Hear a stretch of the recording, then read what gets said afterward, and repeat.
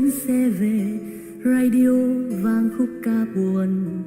Sao nghe thấy nhớ em nhiều, vô lăng anh ôm chắc tay lòng, ôm trong nỗi nhớ về em,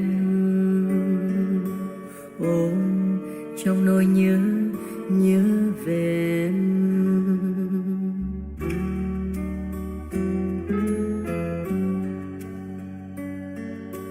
Ôm trong nỗi nhớ về em.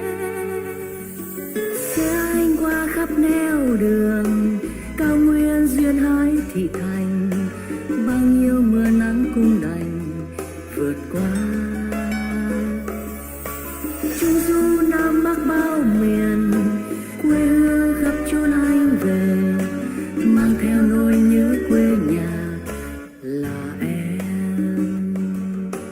Con ơi hãy ngủ đi nào, đêm nay chắc cha chưa về. Thương con thương nhất trên đời, bình minh cha nhắn cai còi là khi cha nghĩ về con, là khi cha nghĩ về con.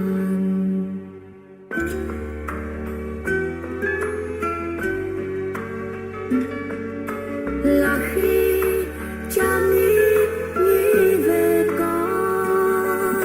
Xe cha qua khắp nẻo đường, cao nguyên duyên hải thị thành, bao nhiêu mưa nắng cũng đành vượt qua.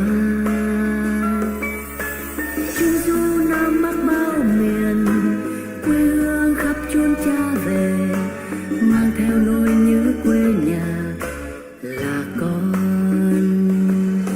Mẹ ơi con biết mẹ chờ, đêm nay chắc con chưa về.